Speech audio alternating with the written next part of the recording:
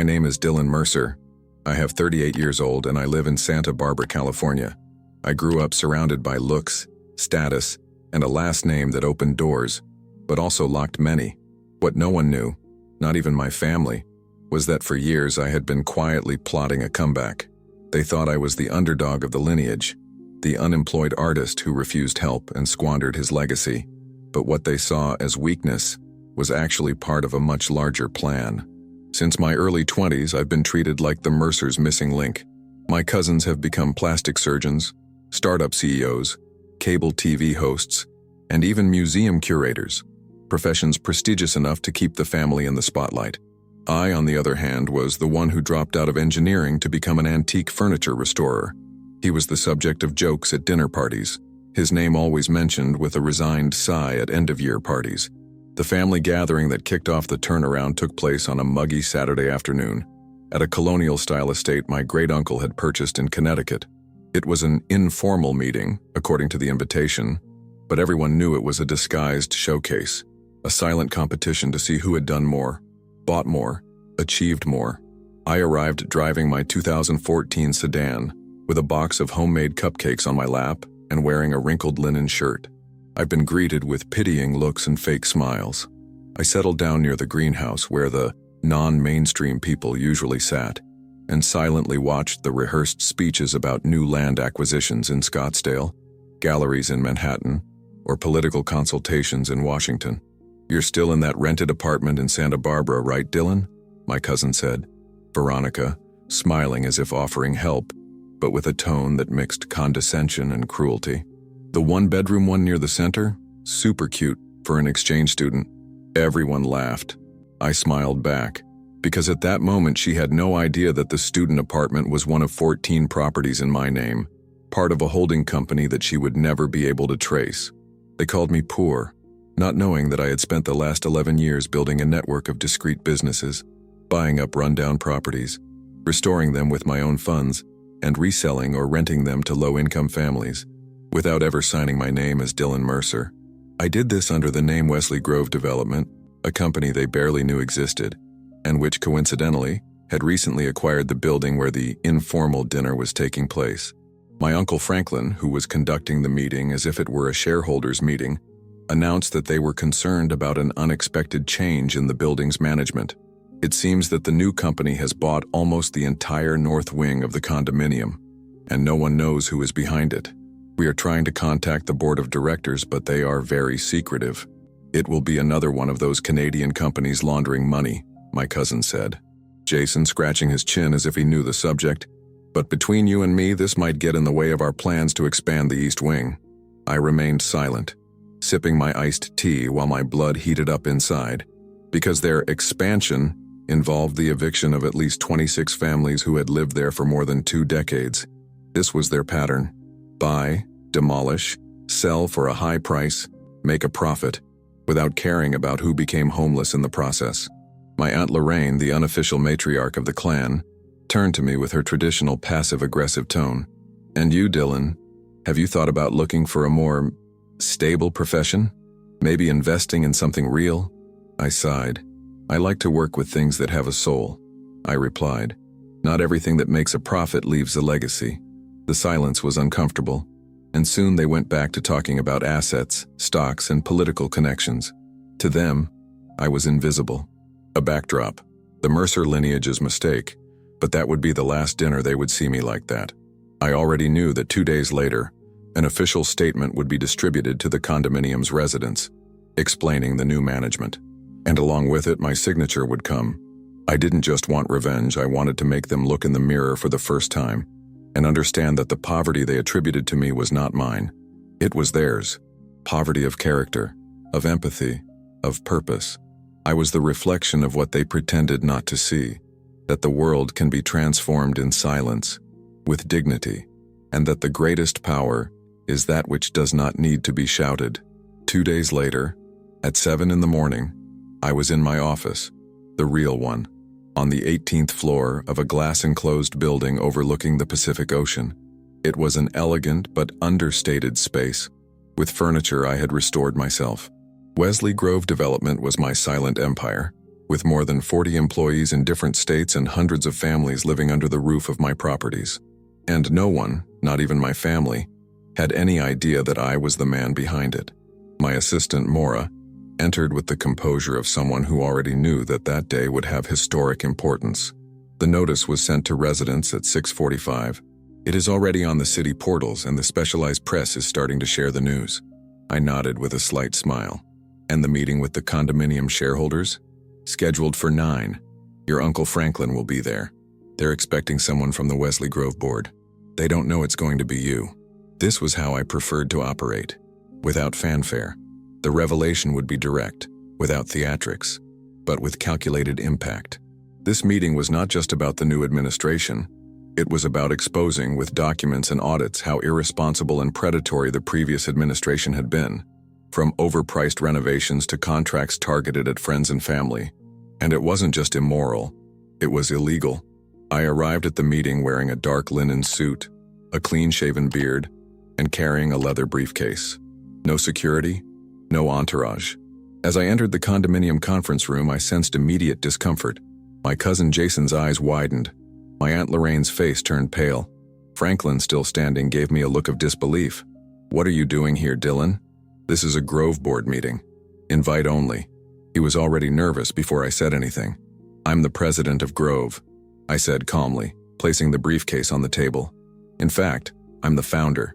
Everything you've tried to negotiate or change in the last few months has gone through me." The silence was absolute. Franklin's expression fell, and Lorraine muttered something like, "Impossible." I opened the folder, taking out the documents one by one. Irregular contracts, dubious transfers, inflated budgets. I handed the copies to the board members and sat back, letting the weight of what they were reading speak for itself. Franklin tried to react. "This is absurd. You have always refused to participate in the family business, and now you come with accusations." "These are facts," I said. "Audits were conducted by independent firms. All of them are registered.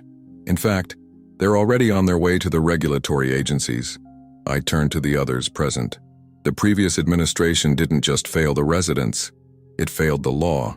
Jason, who until then had maintained the attitude of someone who thought it was all just a game, lost his air of superiority.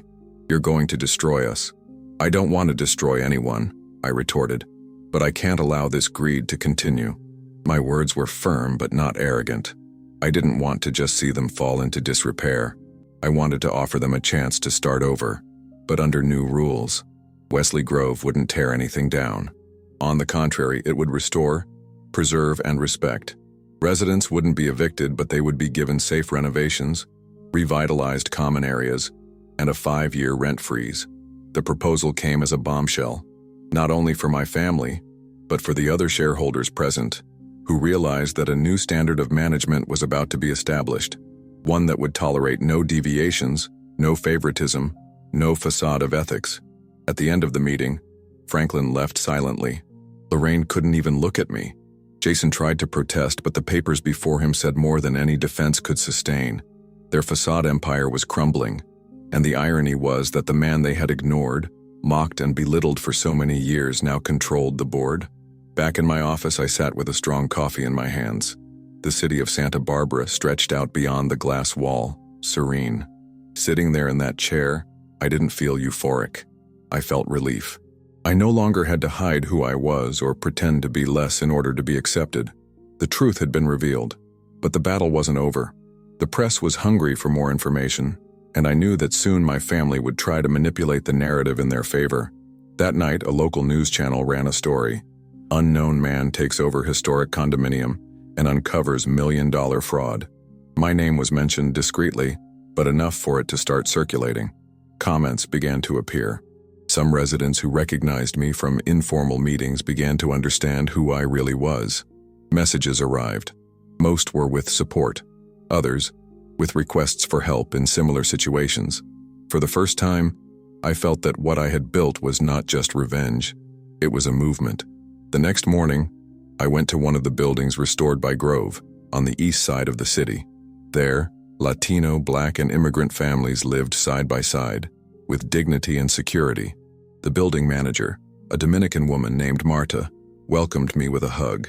"I knew there was something different about you, boy," he said, smiling. People who look you in the eye like that, it's rare. It was at that moment that I understood. Revenge was accomplished, but the purpose was only beginning. As the week progressed, my identity began to gain traction on social media and in local real estate circles. Comments on specialized forums spoke about the millionaire restorer who disguised himself as harmless to tear down rotten structures, both concrete and valuable. Some articles have called me the anti-tycoon, and I've laughed at the term. I've never been interested in being praised. What I wanted was to change the system from within, without looking like a white knight. I just wish they would respect the history of the places and people. My family, on the other hand, reacted with despair. Jason tried to deny the allegations in an interview recorded in the backyard of his Denver home. He said it was all just a ploy to take power away from the original lineage. The video didn't last 24 hours online. It was withdrawn after my legal team sent a formal letter. By this point, the truth had already been more than proven. And then came the invitation. A reconciliation meeting, as Franklin, Lorraine, and Jason wrote in the email co-signed by Franklin, Lorraine, and Jason. They wanted to talk as a family. They arranged to meet at a rented mansion outside Napa, in a neighborhood that screamed ostentatious. I arrived unescorted as usual, in a black t-shirt and dark jeans. Reporters milled around outside, but I kept my focus. As soon as I walked in, I could feel the nervousness in the air. The house was luxurious, but the atmosphere was like a funeral. The three of them sat at the head table, their glasses untouched and their faces tense. "Dylan," Lorraine said, forcing a smile that didn't reach her eyes. "You surprised us." "That was the idea," I replied, settling in. Franklin cleared his throat. "We are willing to cooperate with the new management, but there is one condition. We want Grove to keep the Mercer name on its projects. By tradition." I almost laughed. "You don't want tradition, you want camouflage." Jason stepped forward. "You exposed us, publicly. This affects more than reputations. It affects careers, connections, investments." "You did this all by yourself," I replied, pulling an envelope from my backpack. "And this is the full audit report that hasn't been turned over to the IRS. Yet. But it might be." Lorraine tried to ease the tension. "We want to find a middle ground. It doesn't have to end like this." I sighed. "I didn't come here to negotiate image. I came to offer something you've never offered anyone outside your bubble, a real chance for change." I made them a proposal. I would keep the acquired assets with complete autonomy. They could keep a small symbolic percentage of the shares, on the condition that they step away from management entirely, publicly retract their statements, and return part of the illegally obtained profits to a social housing fund that Grove was setting up. Franklin exploded. "You want to humiliate us?" "No, I want you to learn." My voice was firm. "Learn that you don't build a legacy with arrogance, but with responsibility." I got up and left before they answered. I didn't expect immediate acceptance, but he knew the seed was planted, and I had more to do. The following week, I officially launched the Grove Fair Housing Fund, intended to fund renovations to historic buildings without evicting residents. The initiative went viral. Ordinary people began donating. A group of Atlanta teachers sent a letter signed by 200 educators praising the action. "You are doing what no one with power does, taking care of those in need," read one excerpt. The emotional response was overwhelming. It was as if the entire city was thirsty for a new kind of leadership, not the one who wears designer suits and dines at Michelin-starred restaurants, but the one who walks in mud, talks to janitors, understands the history of the neighborhoods. During a visit to the old building in the Neighborhood Mission in San Francisco, a 1919 building that Grove had purchased and restored brick by brick, I met Edward, an 81-year-old man who had lived there since the 1970s.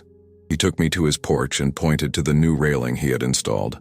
"First time in decades someone has cared about this. You saved my home." That's when I realized my name was becoming more than just a signature on contracts. It was becoming synonymous with respect. And that, deep down, was the revenge I wanted. Not to destroy them, but to show them there was another way, a way they refused to consider. One day, while reviewing documents in my office, I received an unexpected notification. Lorraine had published an open letter on the website of a mainstream magazine. Signed by her, Franklin, and Jason, the letter acknowledged the family's mistakes, publicly apologized for management oversights, and expressed support for Grove's new management. Dylan has shown us what it means to honor a legacy, she wrote. It's not about keeping the name at the top. It's about making sure that name doesn't bring shame to anyone. It wasn't redemption, but it was a beginning. With my family's public letter echoing in the headlines, the tension began to dissipate, at least in the corporate world. But inside me, something still simmered. I wasn't looking for applause or a platform. What I was looking for, even if I didn't know for sure, was emotional justice. Years of sidelong glances, veiled jokes about my failure, parties where I was an extra in the background of the photo. All of it still hurt. But something changed in the way I saw those wounds. Now they were my battle scars. Marks of the silent journey I had taken alone, while they lived as if the world were their own private stage. With the Grove name now respected, invitations came pouring in. Conferences, urban forums, historic preservation events. One caught my eye. A national gathering of ethical housing leaders in Chicago. I accepted, not because I wanted to be seen, but because I wanted to inspire others to do the same. I knew there were hundreds of Dylans out there being overlooked, silenced, or ignored while they quietly built something. In my talk, I told part of my story. No scandals, no names, just the facts. I talked about the choice to live with less in order to invest with more purpose, about how renovating with respect was more valuable than tearing down buildings to build generic condominiums. I talked about Marta, about Edward, about so many other people invisible to the market but central to the soul of a city. When I finished, the silence in the room was profound. And then, the applause came. Not explosive, but dense, as if applauding not only the speech, but the truth it carries. It was that night that I received an unexpected email. My father wanted to meet me. We never had a close relationship. He was reserved, ambitious, and always thought I was wasting my time on things that didn't pay off. We grew apart over time, and he rarely showed up at family gatherings. But there he was, proposing coffee at a simple restaurant in San Jose. I accepted. When I saw him, it took me a while to recognize him. Thinner, less imposing. He looked tired. I saw the letter, and I saw what you did. It took me a few days to digest it. I nodded, waiting. Dylan, I didn't understand you. I couldn't see you. You didn't scream, you didn't fight back, and I thought silence was weakness. It was strategy. I replied calmly. He took a deep breath. I wanted to teach you how to win, but you learned how to win on your own, in a better way than I did. Would you teach me? Not to take back control, but to understand what you've built. For the first time, my father didn't sound like a patriarch trying to impose something. He sounded like a man trying to learn from his own son, and that was more powerful than any apology. In the following weeks, he accompanied me on visits to construction sites, sat in meetings, listened to maintenance teams, and learned from residents. And with each gesture of humility from him, a part of the wall between us fell away. My mother, who was always the most concerned with appearances, was reluctant to approach me, until the day she showed up alone in the lobby of the Grove building.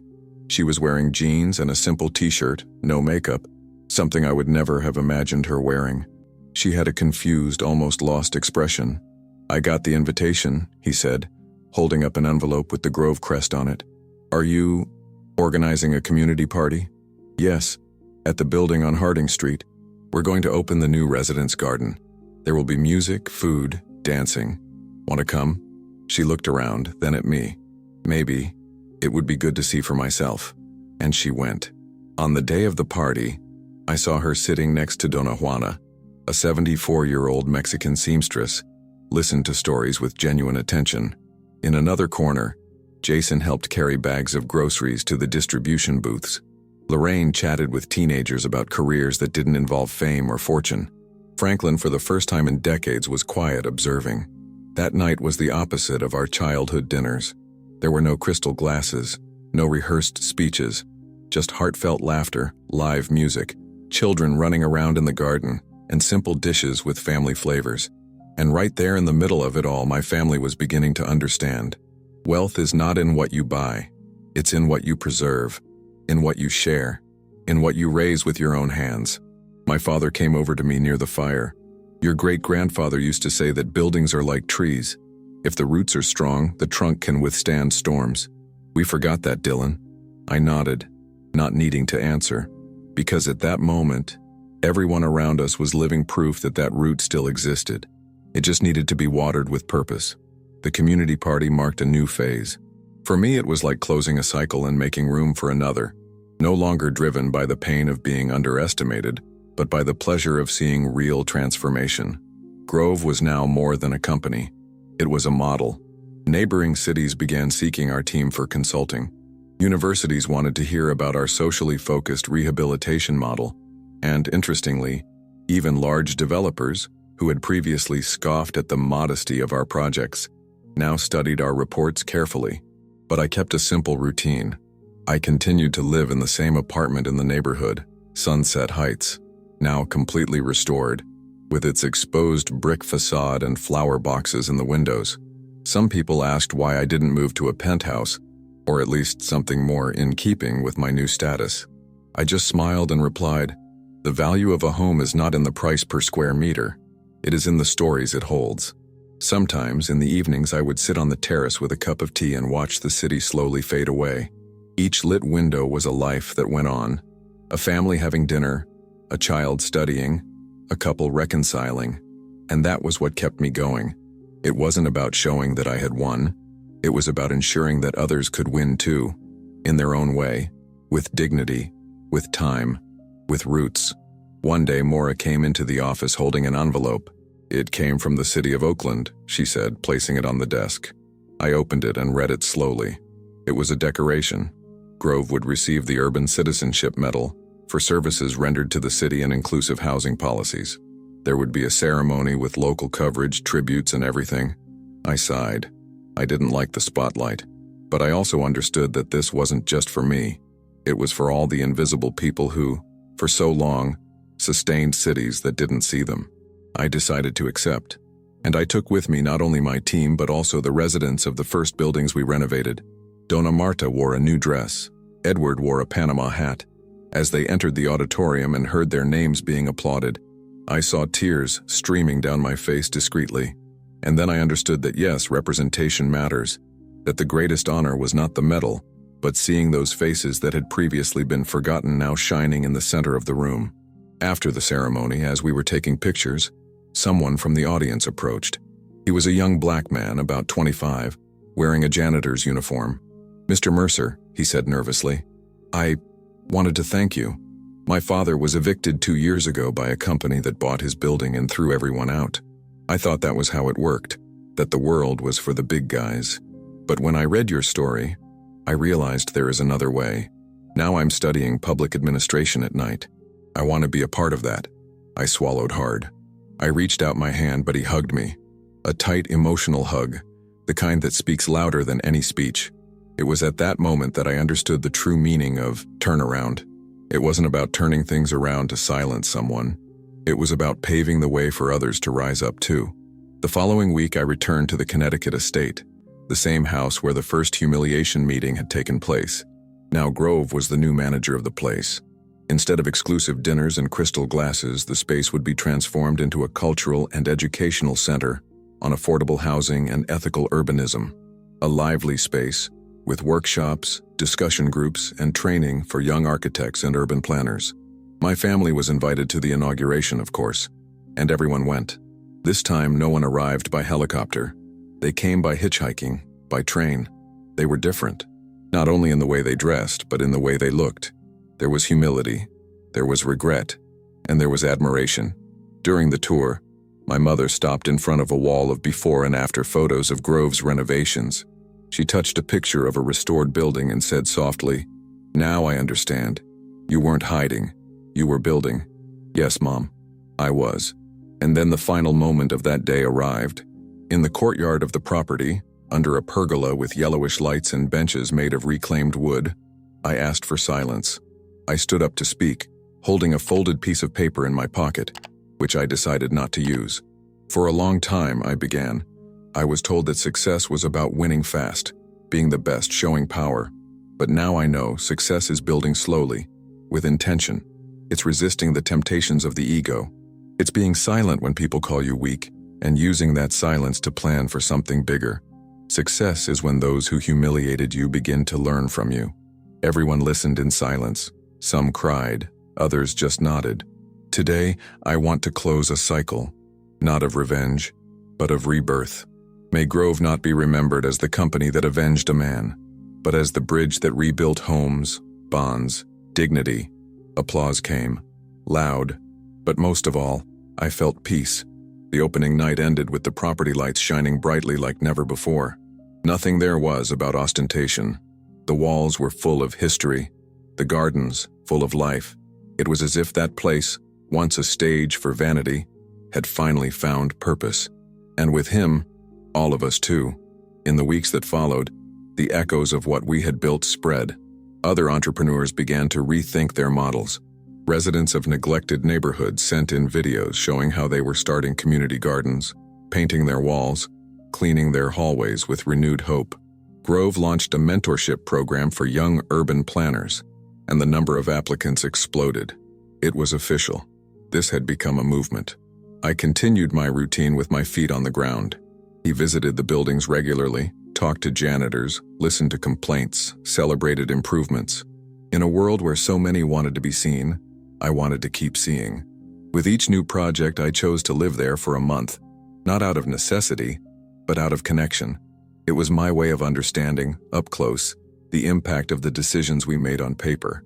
It was during one of these visits in a building in Seattle that a boy of about 8 years old asked me, "Do you own this place?" I answered yes, smiling. He frowned and asked again, "But why do you look like a normal person?" I laughed, as I have rarely laughed in my life. And I answered, "Because being normal is the best way to do extraordinary things. And that's how I see everything I've experienced. Not as a story of revenge alone, but as a powerful reminder. You don't have to shout to be heard. You don't have to knock down to win. Sometimes true power is in planting, tending, waiting, and then watching it blossom." Months later, my family and I gathered again for a simpler gathering, hosted by Lorraine at a small country house in Vermont. No servants, no formal attire, no fancy menus. Everyone brought a dish. I brought an apple pie made by a resident of the Grove building in Albany. When I told them where it came from, everyone asked for the recipe. Over dinner, Jason told me he was studying architecture with a focus on sustainability. Lorraine had started volunteering at a community college. My father, who was now working as a consultant for Grove, spoke less than usual, but when he did, it was to say, "Dylan taught me that legacy isn't what you inherit. It's what you leave behind, and what you fix. It's not every day that you see a family change, but sometimes all it takes is a well-delivered reality check and a well-used period of silence to start turning everything upside down." They started to understand. They started to notice. They started to contribute. And me, I kept building. At the end of the year, we organized the first Festival of Restored Communities, a free event to celebrate the neighborhoods where we operate. There were street concerts, art exhibits made by the residents themselves, workshops on carpentry, dancing, and cooking. Seeing my mother dancing salsa with a group of Colombian immigrants, or Jason helping children build miniature houses out of wooden sticks, was surreal, but it was real, and it was true. As I watched the sun set behind the main stage, with the festival lights turning on one by one, my assistant Maura appeared. "Did you know your video from your talk in Chicago has surpassed 1 million views?" she asked. "People are leaving amazing comments." I nodded, smiling. I didn't do it to go viral, but if it touched someone, then it was worth it. And this is where I want to talk to you. Yes, you who have made it to the end of this story. Maybe you have been underestimated. You have been looked down upon, ignored, called crazy, small, too much of a dreamer. Maybe you are also building something in silence, while the world points its finger at you or turns its face away. Trust me. Keep going. Work in the dark, but with purpose. No one needs to applaud you now. They will applaud you later, when the roots become trees, when what you have built can no longer be ignored, when the people who laughed at you start listening to you. And when that happens, remember, the most beautiful thing is not to take revenge. It is to show a better way. If this story touched you in any way, subscribe here on the channel. This space is for that. For those who build in silence, for those who believe in doing things differently. Leave your comment, tell us your story. What battle are you fighting in silence? What are you building that the world hasn't seen yet? And what have you learned from all this? Let's talk. Let's create a community where roots are more important than the spotlight, Because in the end, true legacy cannot be bought. It must be built. Thanks for listening. See you in the next chapter.